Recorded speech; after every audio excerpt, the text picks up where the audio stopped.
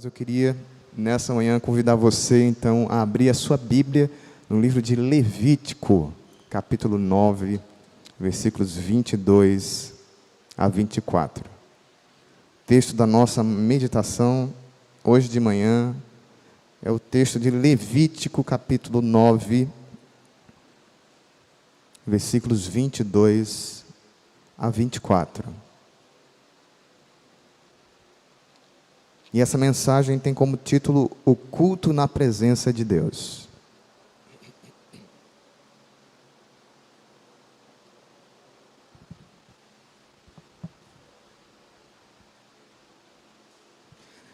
Livro de Levítico, capítulo 9, versículos 22 a 24. Terceiro livro da Bíblia, no capítulo 9. Pelo que eu vejo, já todos abriram, vamos fazer então a leitura. Depois Arão levantou as mãos para o povo e o abençoou. Então desceu do altar, havendo feito a oferta pelo pecado, o holocausto e a oferta pacífica. Então Moisés e Arão entraram na tenda do encontro. Quando saíram, abençoaram o povo, e a glória do Senhor apareceu a todo o povo. E eis que, saindo fogo de diante do Senhor, consumiu o holocausto e a gordura sobre o altar. Quando todo o povo viu isso, deu gritos de alegria e se prostrou com o rosto em terra. Amém? Vamos fazer mais uma oração nessa manhã. Pai Santo, nós queremos olhar para essa parte da Escritura hoje de manhã e trazer dela, através do Teu Espírito, Senhor, lições para que a gente possa cultuar melhor o Teu nome, Senhor, como é devido, como é necessário de cada um de nós. Senhor, também queremos alento, também queremos, ó Deus, esperança para a nossa vida, aquilo que o culto ao Senhor pode trazer ao nosso coração. Como muitas pessoas têm ressaltado, Senhor, nesses dias difíceis, a importância de haver a igreja de Deus no mundo, essa instituição que leva paz, consolo, conforto, mensagem de esperança para os corações, Senhor. Ó Deus, nesse tempo tão difícil que voltamos a viver, Senhor, pedimos que nessa manhã os nossos corações encontrem essa rocha no Senhor, em que estejamos firmados, em que estejamos estabelecidos, em que a nossa alma, Pai, encontre local, encontre maneira, encontre momento, Senhor, de encontro contigo. Eu peço assim, Senhor, misericordiosamente por nós, pedindo desde já perdão pelos nossos pecados, em nome de Jesus. Amém. Meus amados irmãos, como já faço aqui durante os domingos, procuro fazer um levantamento geral do livro para a gente mergulhar no texto. Não será diferente aqui com Levítico.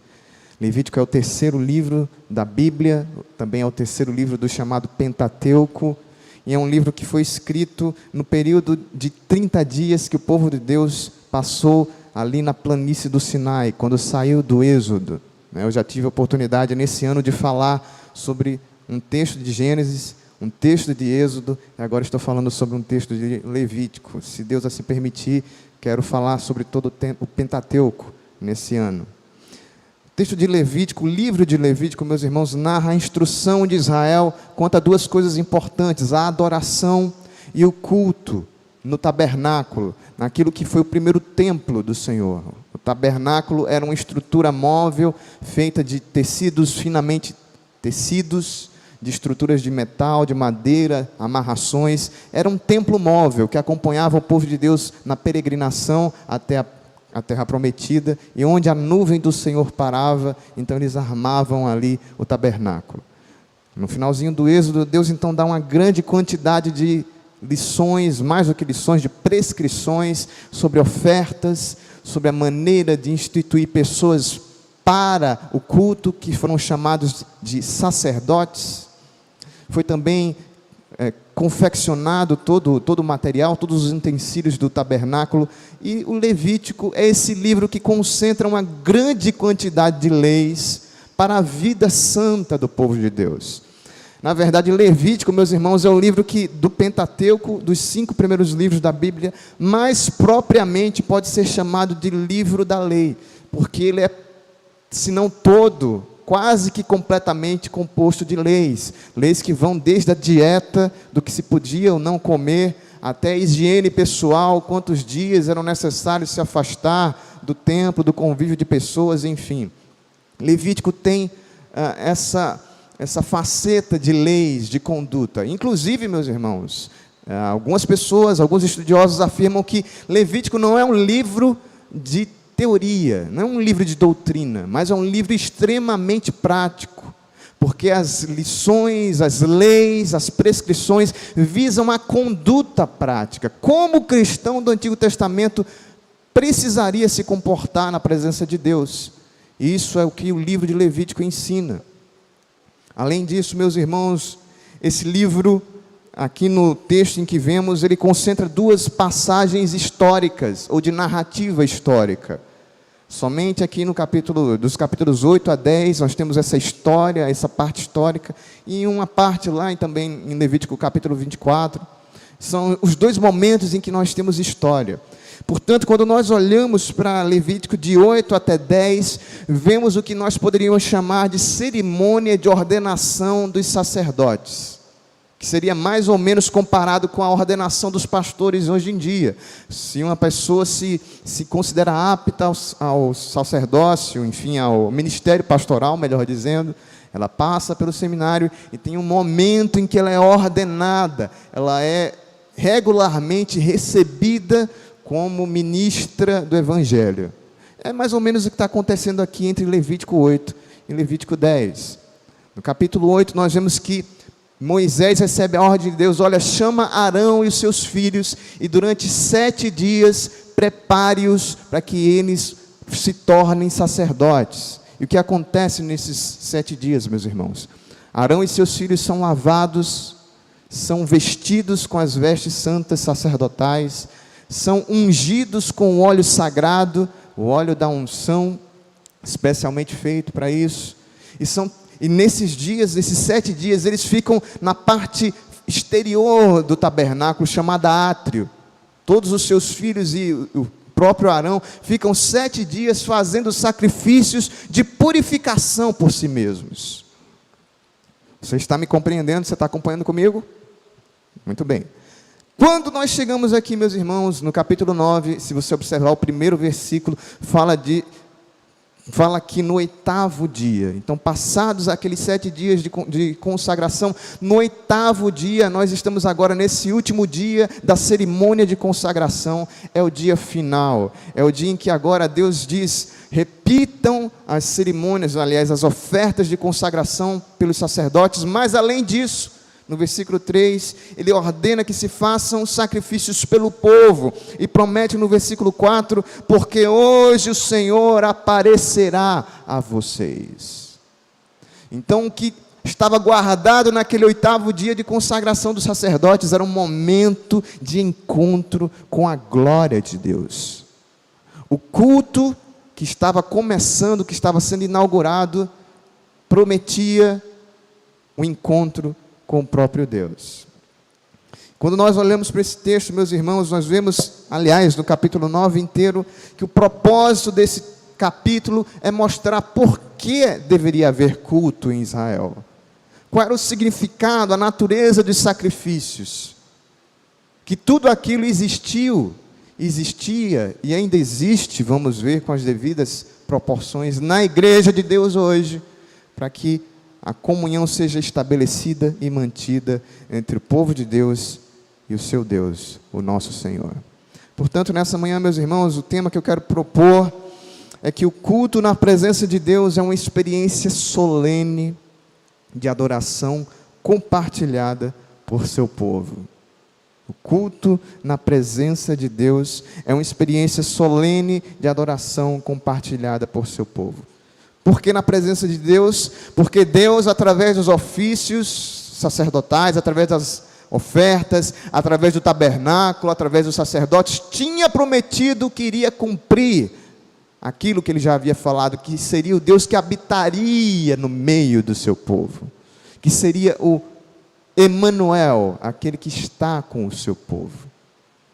Portanto, meus irmãos, nessa manhã a minha tarefa, o meu desejo é descrever 3 características do culto que acontece na presença de Deus. E olhando para esse texto, vamos também trazer lições para nós, para o culto que acontece diariamente aqui publicamente. Mais especificamente, vou tratar do culto público, mas que também é aplicável à vida do dia a dia, do seu culto em casa.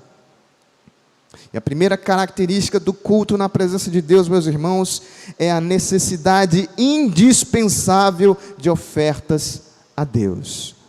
Olhe para o versículo 22 comigo. Ele começa dizendo: depois do que, meus irmãos? Versículo 22 é um versículo que nos remete, que nos joga para algo que aconteceu imediatamente antes do que ele vai narrar. Na verdade, o versículo 22 é autoexplicativo. No final, ele vai dizer que, havendo feito Arão oferta pelo pecado, holocausto e oferta pacífica. Então, depois de terem sido feitas essas ofertas, é que começa o versículo 22. Então, eu vou aguardar esse momento aqui para a gente falar dessas ofertas um pouquinho mais para frente. Vou deixar para falar das ofertas um pouco mais à frente. E vou continuar a narrativa, contanto que você perceba que Arão já fez essas ofertas. Depois que Arão fez, então, o que está descrito entre os versículos 15 e 21, a oferta pelo povo, o que aconteceu? Arão levantou as mãos para o povo e Você está me acompanhando aí, versículo 22. Arão levantou as mãos para o povo e o abençoou. Foi a primeira das 2 bênçãos que vamos ver nesse texto, meus irmãos. O que aconteceu aqui é que Arão tinha feito os sacrifícios ali no altar, e agora existia uma grande comissão de anciãos que representavam cada uma das tribos de Israel. Você sabe que havia milhares de pessoas, e o tabernáculo não comportaria todas os milhares de Israel, e é muito provável que ele foi armado ali no sopé do monte Sinai, para que a multidão ficasse ali ao pé do monte e pudesse ter ângulo de visão para o que estava acontecendo. Então, Arão terminou os sacrifícios e agora ele levanta as mãos para abençoar o povo, como que com isso fazendo uma espécie de aplicação do sacrifício, dizendo para o povo: o que eu acabei de fazer, o resultado do que eu fiz aqui no sacrifício agora virá sobre vocês. Essa foi a primeira bênção. E a tradição judaica, meus irmãos, diz que o que Arão, eu falei Abraão? Não, é Arão, não? Arão, nesse momento, pronunciou a chamada bênção sacerdotal, que está em Números 6, 24 a 26, que o Senhor te abençoe e te guarde, que o Senhor resplandeça sobre ti o seu rosto e te dê misericórdia, que o Senhor sobre ti levante o seu rosto e te dê a paz. A bênção sacerdotal. Continua o versículo 22, então desceu do altar. Arão literalmente desceu, porque esse altar onde se sacrificavam os animais era um altar gigantesco, dava para você queimar um boi inteiro nesse altar. Ele ficava, segundo as prescrições lá de Êxodo, na construção que Deus mostrou a Moisés, a 1,40 m do chão. Portanto, de fato, Arão desceu do altar. Muito provavelmente o acesso a esse altar era feito por uma rampa, porque os degraus foram inicialmente proibidos por Deus, para que a nudez do sacerdote não fosse revelada. Mas posteriormente, no templo de Salomão, se admitiu os degraus no altar. E aí, meus irmãos, nós chegamos no centro, no coração do versículo 22. E eu queria que você observasse comigo essas espécies de ofertas que são dedicadas a Deus. Nos diz o versículo 22 aqui: havendo feito a oferta pelo pecado, o holocausto e a oferta pacífica. Nós temos aqui, meus irmãos, 3 tipos de oferta, que são feitas por Arão, de Arão pelo povo. Arão faz essas ofertas pelo povo. Elas consistem num bode pela oferta pelo pecado, um bezerro e um cordeiro para o holocausto, e um boi e um carneiro para a oferta pacífica, que foi juntada de uma oferta de cereais. Você encontra isso no versículo 3 e 4 do capítulo 9.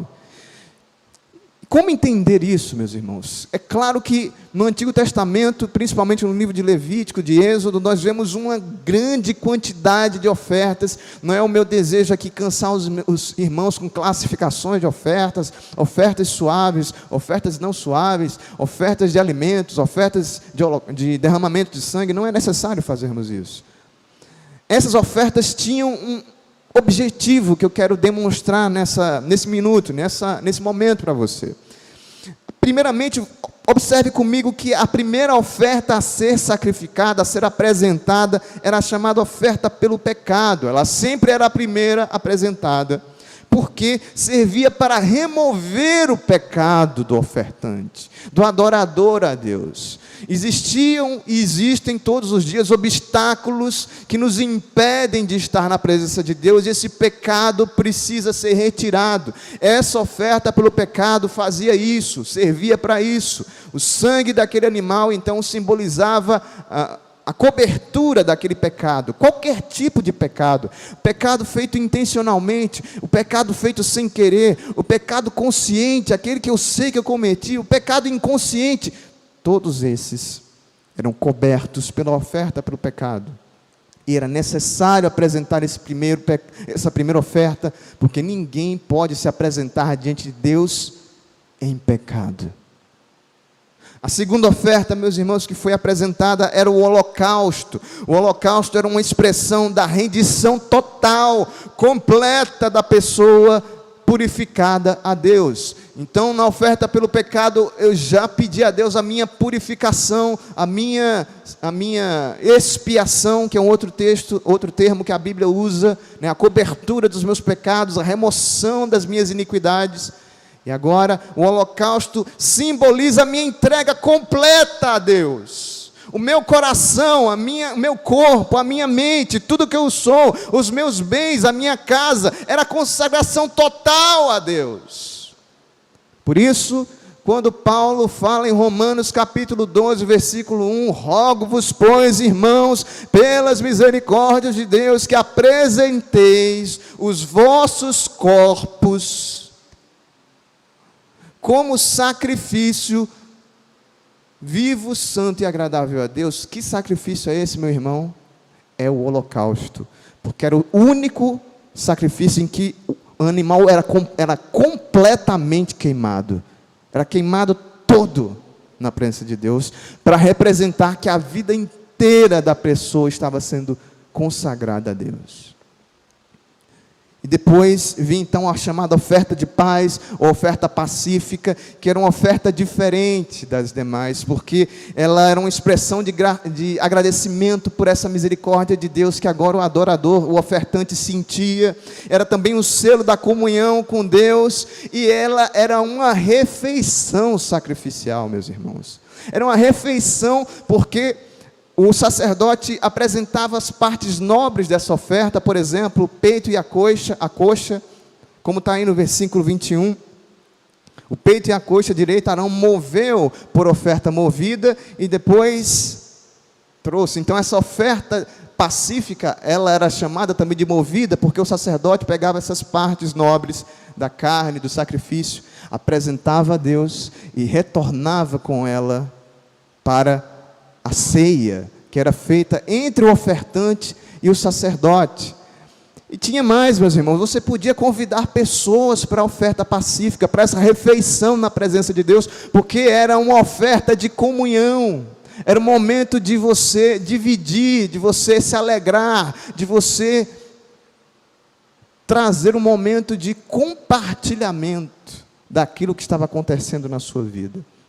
Portanto, meus irmãos, essas três ofertas aqui, elas têm um significado importantíssimo para nós, para a nossa vida, para o nosso culto hoje. Essa sequência é uma sequência necessária, ela mostra a necessidade de expiar pecados.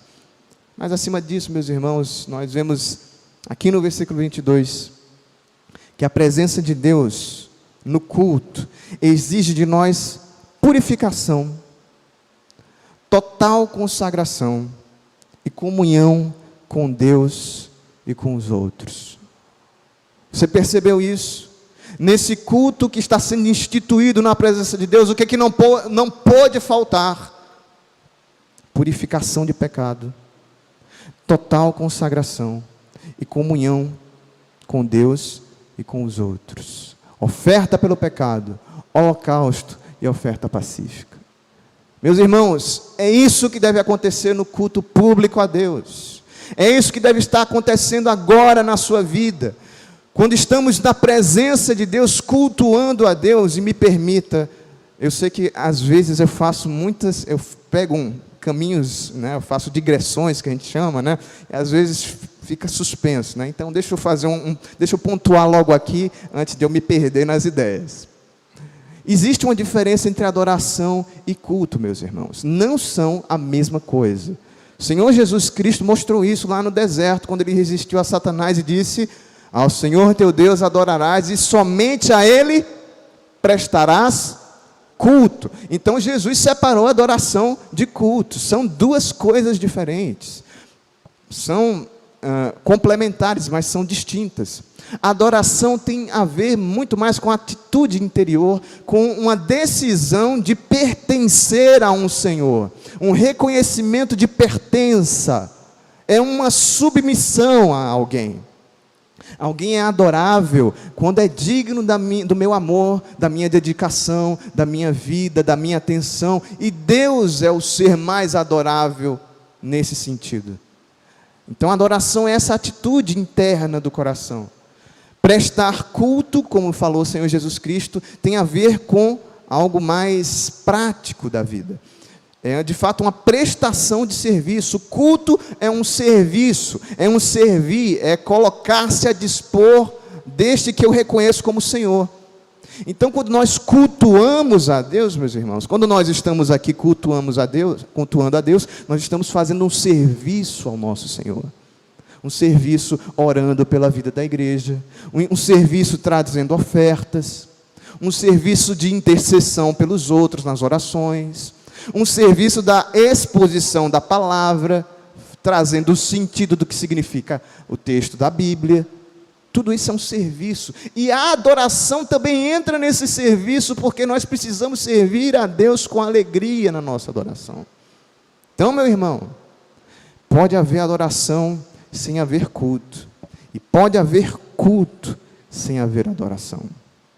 E retomando aqui o primeiro ponto, eu pergunto a você, nessa manhã em que estamos nesse culto, em que ansiamos pela presença de Deus, essas três coisas estão pululando na sua alma?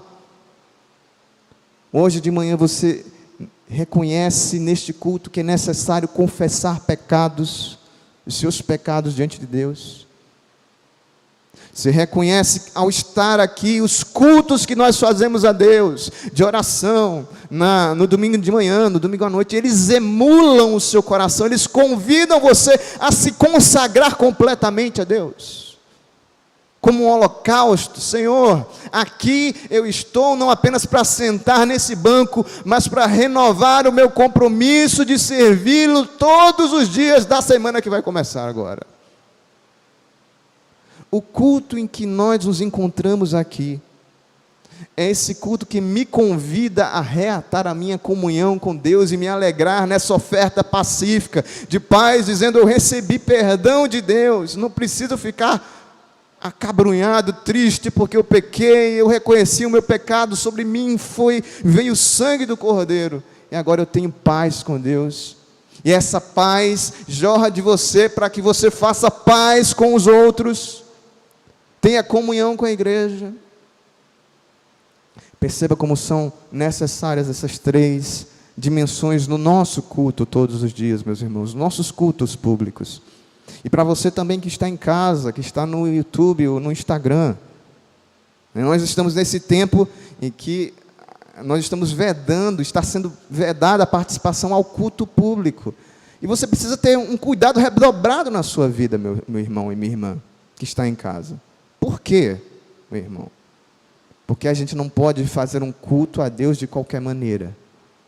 É preciso reconhecer a presença de Deus, e a presença de Deus nos mostra o quão indignos nós somos, como é o nosso pecado, como é duro o nosso pecado, como Deus é digno de honra, como nós não somos merecedores, como é necessária atenção completa, total consagração, a vida inteira. E a gente às vezes vê isso nas pessoas, né? As pessoas perdem a dimensão da presença de Deus e fazem a sua cabeça voar em 30 pensamentos num minuto e se dispersam. Culto a Deus é momento de atenção, não à pessoa, não porque o pastor está aqui, ou porque outro irmão está aqui, ou porque eu estou aqui, mas porque é Deus que está aqui, é Ele que é digno, e nós tentamos ser somente esse instrumento de Deus, mas é impossível também fazer culto se não há comunhão, se não se tem ligação com Deus e com os outros. Então, se você está em casa, também tente ter essa atitude no seu coração. Se você não percebe isso, você não está prestando culto a Deus, meu irmão. Você está apenas assistindo televisão. Se você está vendo esse culto pela televisão. Se você não percebeu isso, se você está, sei lá, de cabeça para baixo no seu sofá assistindo esse culto, eu creio que você ainda não compreendeu a dimensão do culto, de quanto o culto reclama de nós, a nossa reverência, a nossa atenção, o melhor do nosso coração a Deus. Da mesma forma, nós aqui, meus irmãos, se nós não intensificarmos esse desejo de colocar a nossa visão em Deus, nós estaremos aqui, mas o culto não ocorrerá na presença de Deus por nossa parte.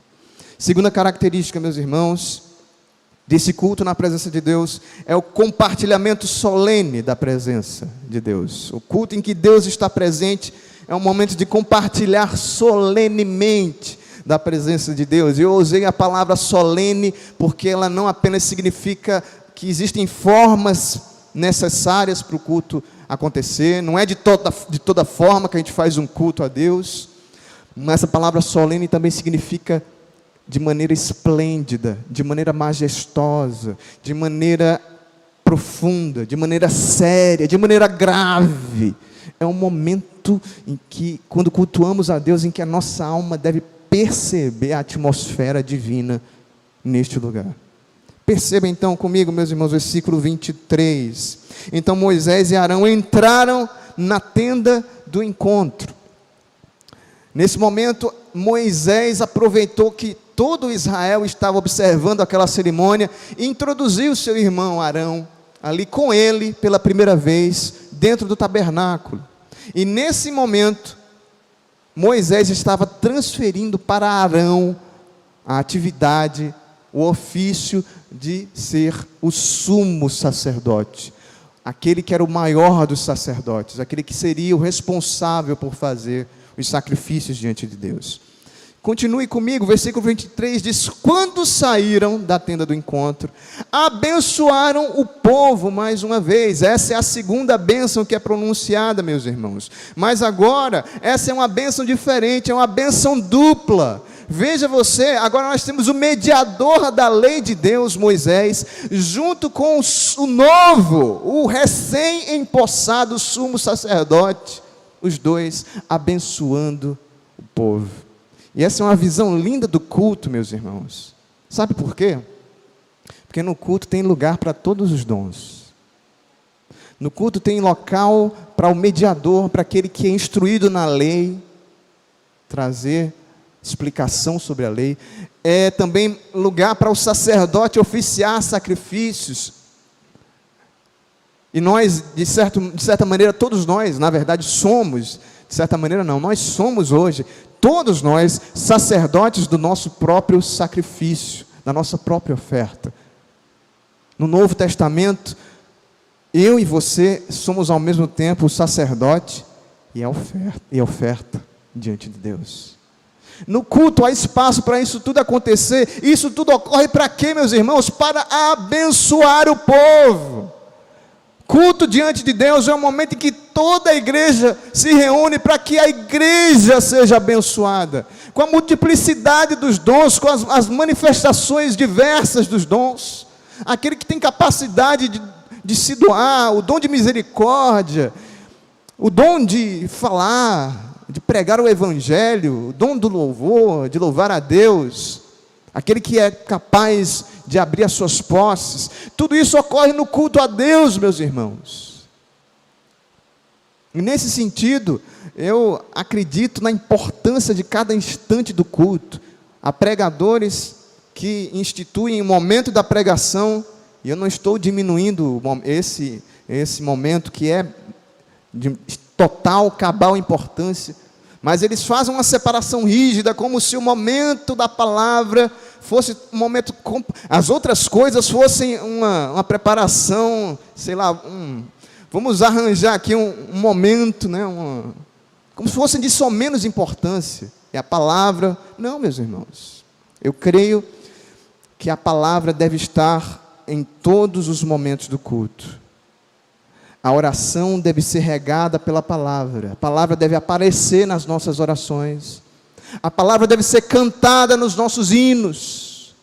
A palavra precisa nos motivar e ser o fundamento das nossas ofertas a Deus.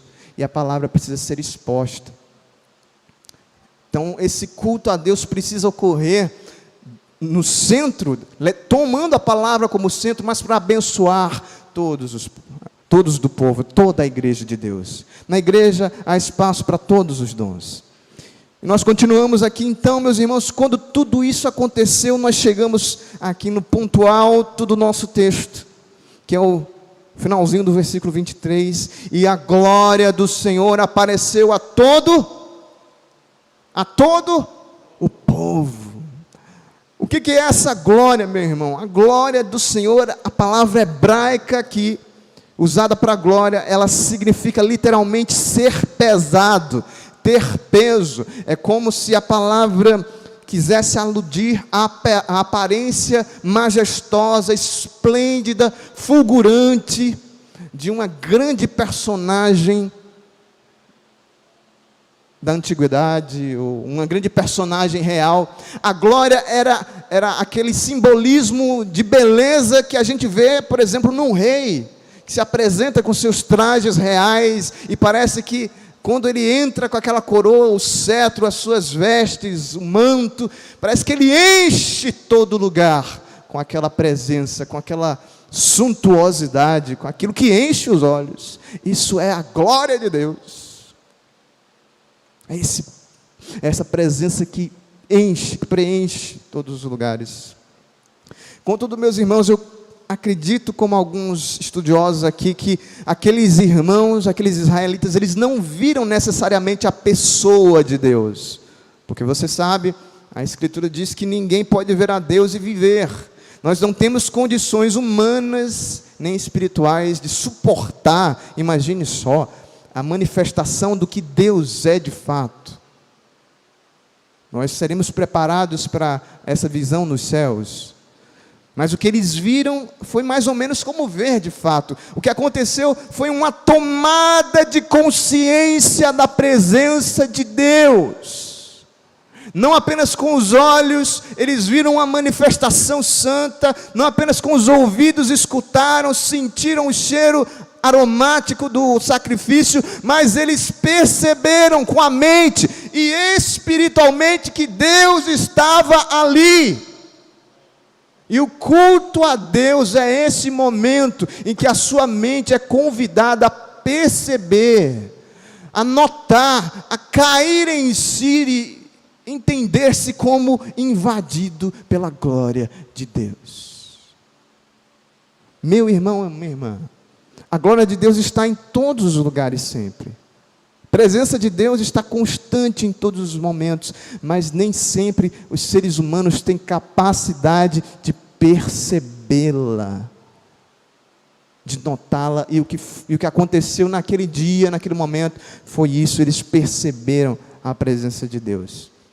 Por isso, meus irmãos, a presença de Deus no culto nos permite compartilhar solenemente da manifestação da glória de Deus juntos.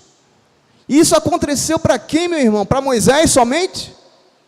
Somente para Arão? O culto na presença de Deus é um culto em que a igreja inteira é convidada para provar da glória de Deus.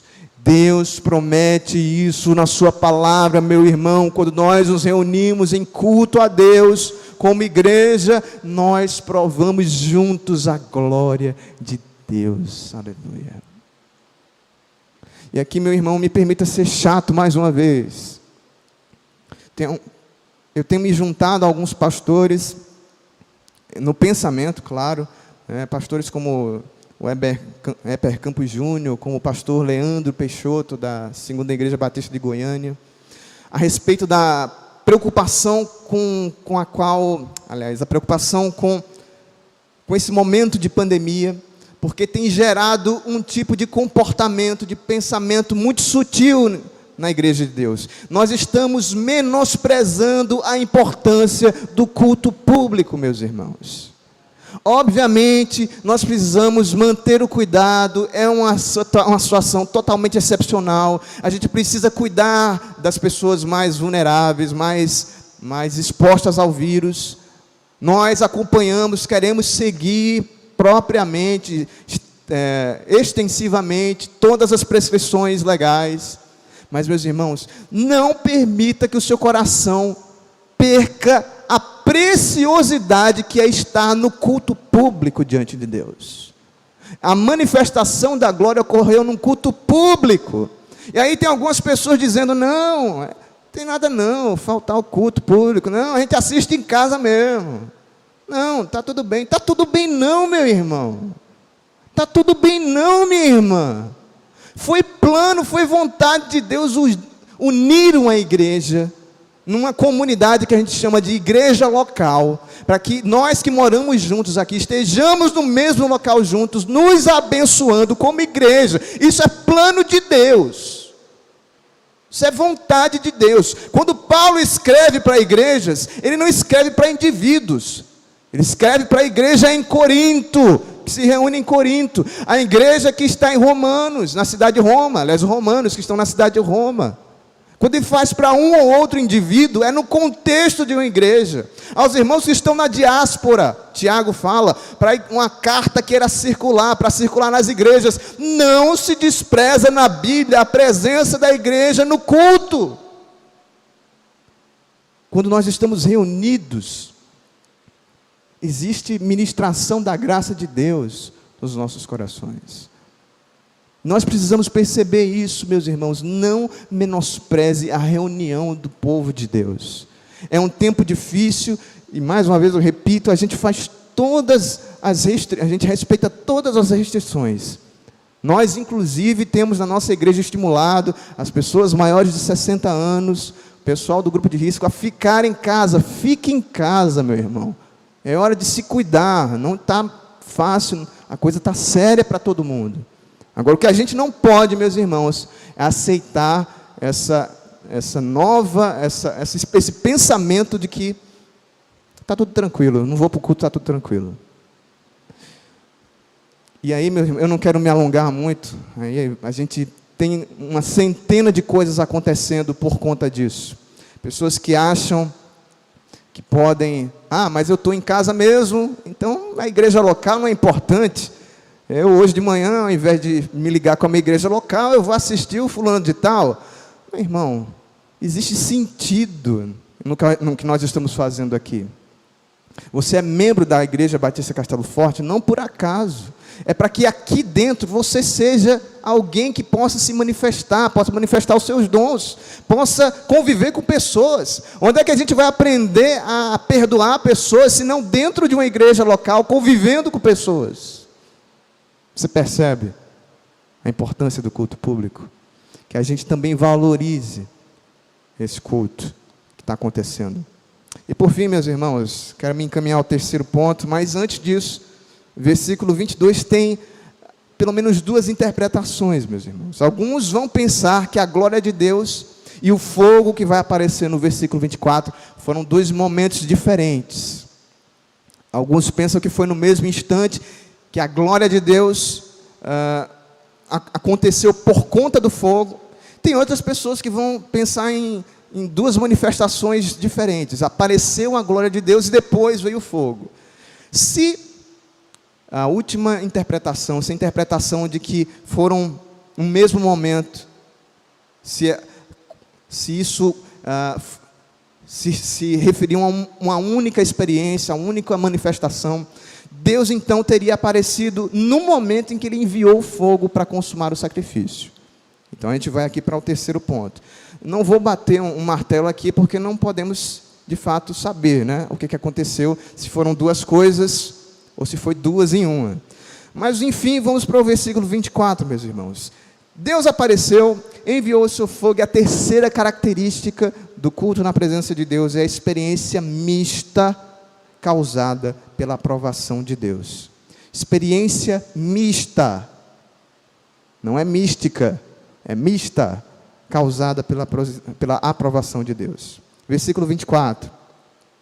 E eis que saem do fogo de diante do Senhor, consumiu o holocausto e a gordura sobre o altar.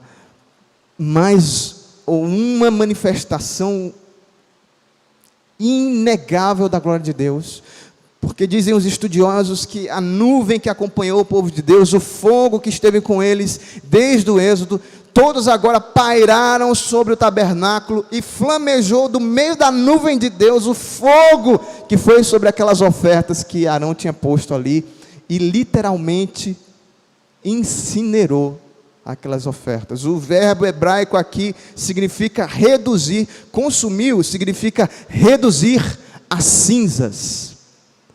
O fogo que saiu diante de Deus incinerou aquelas ofertas, de maneira que Deus deu um sinal inequívoco, inconfundível, inegável, da sua aprovação do que eles estavam fazendo naquele lugar. E quando o povo viu isso, quando todo o povo viu isso, ele fez o quê, meus irmãos? Finalzinho do versículo 24. Deu gritos de alegria e se prostrou com o rosto em terra. Gritos de alegria e prostrar com o rosto em terra, duas coisas que parecem não se casar. Essa experiência profunda de adoração com a glória, com o fogo de Deus, foi impactante na vida daqueles homens. E eles ficaram ao mesmo tempo alegres e subjugados. É assim a experiência, meus irmãos, do nosso culto a Deus. No mesmo momento nós sentimos o coração balançante de alegria pelas verdades de Deus que vêm ao nosso coração. E, ao mesmo tempo nos sentimos indignos delas, nos sentimos indignos de Deus.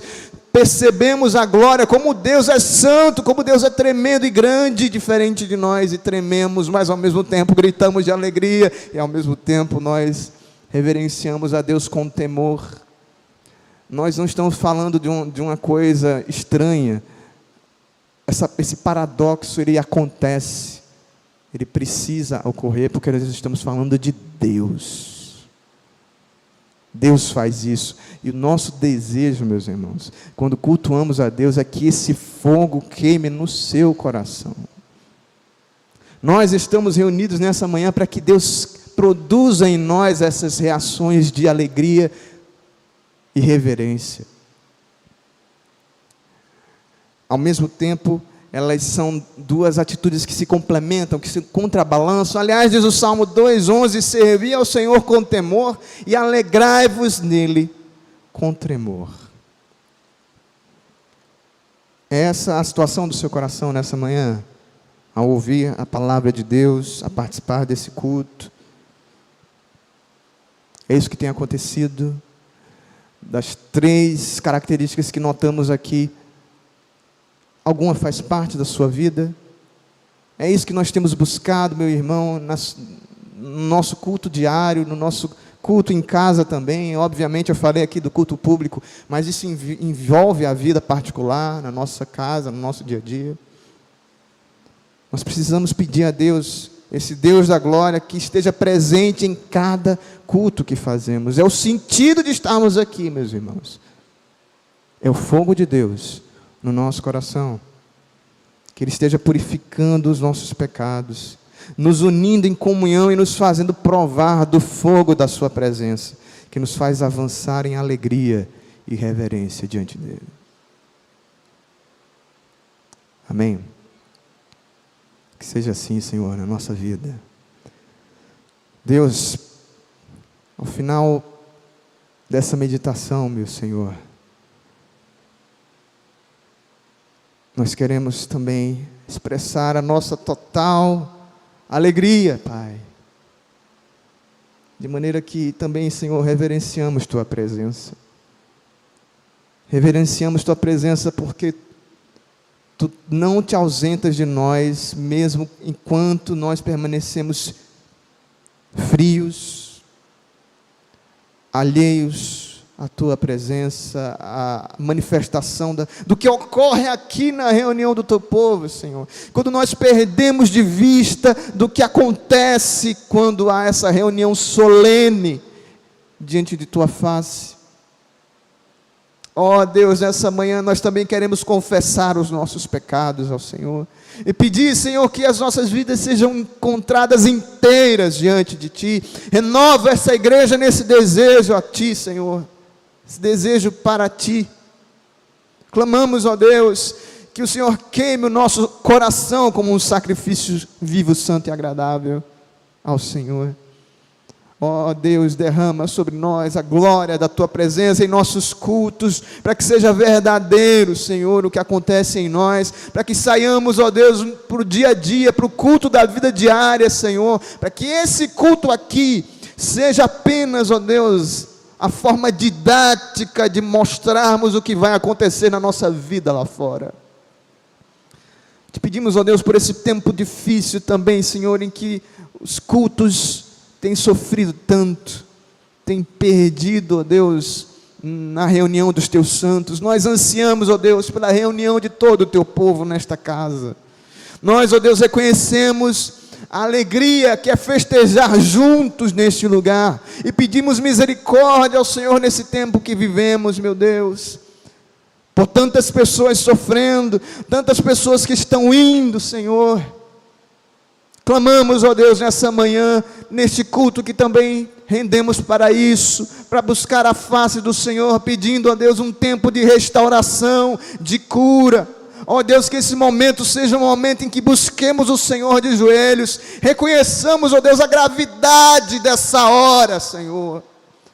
E a nossa mente, o nosso coração se dedique à oração ao Senhor, pela nossa nação, Senhor, que está padecendo um momento tão difícil. Que o Senhor guarde o Teu povo, que o Senhor esteja sendo a segurança, a rocha do Teu povo, Senhor.